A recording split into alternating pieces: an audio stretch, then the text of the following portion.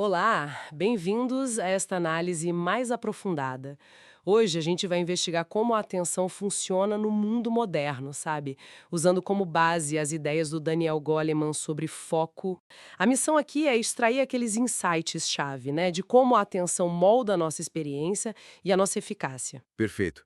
E acho que um bom ponto de partida é justamente isso. Como a tecnologia, que está em todo lugar hoje, né? Ela compete pela nossa atenção e às vezes até reconfigura nossas conexões. É verdade. Vamos pensar no dia a dia mesmo. Aquela sensação constante de ser interrompido pela tecnologia. Antes, talvez, a gente estranhasse mais, né? Hoje, Hoje parece normal, né? exato. E a gente vê o impacto nas conexões, principalmente entre os mais jovens. É um volume enorme de mensagens de texto e talvez menos tempo para conversa cara a cara. E isso conecta com uma preocupação do Goleman, que é essa possível menor sintonia com pessoas e maior com máquinas, sabe? O que poderia impactar o aprendizado socioemocional. Hum. E tem o risco de um pensamento mais superficial, né? Pela distração constante, pelas mensagens curtinhas. Sim, mas aí tem o contraponto interessante do Clay Shirky, né? Ele fala que a tecnologia também pode amplificar a atenção coletiva. Ah, sim. Pensa na Wikipédia, por exemplo. Ou mesmo o valor daquelas conexões mais casuais, os laços fracos que a tecnologia facilita tanto, trazem informação, oportunidades. É um ponto importante. Para entender como a gente lida com tudo isso, Goleman descreve dois sistemas de atenção principais no cérebro. O primeiro é o bottom-up, de baixo para cima. Certo? Ele é rápido, automático, muito ligado às emoções e é o que comanda nossos hábitos, nossas reações mais intuitivas. Está sempre ligado. E tem o top-down, de cima para baixo. Esse seria o mais lento, voluntário, né? Focado em objetivos, mais ligado ao neocórtex. Exatamente. É o que a gente usa para aprender algo novo, para se concentrar numa tarefa específica. Mas se o bottom-up é tão automático assim, quanto controle a gente tem de verdade sobre a nossa atenção, no fim das contas? Olha, é uma ótima pergunta.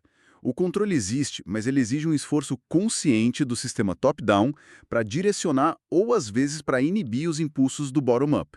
Entendi. Com a prática, tarefas que antes exigiam muito esforço top-down, tipo dirigir, vão ficando mais automáticas. Passam para o controle bottom-up. Isso libera a mente, mas... Mas também deixa a gente mais vulnerável a cair nos hábitos ou se distrair sem perceber. Exato. E é curioso como o excesso de controle top-down, tipo, pensar demais, também pode atrapalhar, né? Seja no esporte ou até para relaxar. Sem dúvida. E isso nos leva à força de vontade e ao famoso teste do marshmallow do Michel. Ah, clássico. Sim, as crianças que conseguiram esperar, elas não eram só mais fortes, elas eram melhores em usar a atenção de forma estratégica. Como assim? Elas usavam a distração, a função top-down, para não focar no doce ali na frente, gerenciando aquele impulso bottom-up, entende? O segredo era o controle da atenção. Faz sentido. Falando em controle, vamos para o foco interno, a autoconsciência. Goleman fala que é como ter uma bússola interna, né, para decifrar sinais do corpo, emoções. Isso, e alinhar com os valores, isso exige o que ele chama de meta-atenção. Meta-atenção. É a consciência sobre a nossa própria falta de consciência. Sabe, reconhecer os pontos cegos e buscar feedback, como naqueles grupos True North do Bill George, onde o pessoal compartilha para se conhecer melhor. Interessante. E aí o foco vai para fora, para ler os outros. Goleman diferencia a empatia cognitiva Que é entender a perspectiva do outro. da preocupação empática, que é se importar mesmo com o bem-estar da pessoa. E os sinais não verbais aí são chave, né? Fundamentais. Sentir que alguém está te ouvindo de verdade. Isso tem um impacto enorme. Pensa na relação médico-paciente. Sim. O contato visual, a escuta atenta. Isso aumenta muito a satisfação, independente até do diagnóstico.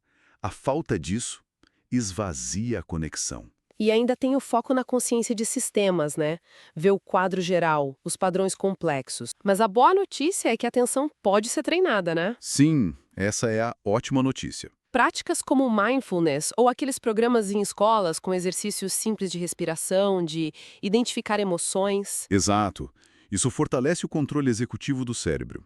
E a gente pode também direcionar o foco de forma positiva. Como assim? Tipo, iniciativas como o Handprinter, que foca no impacto ambiental positivo que podemos ter.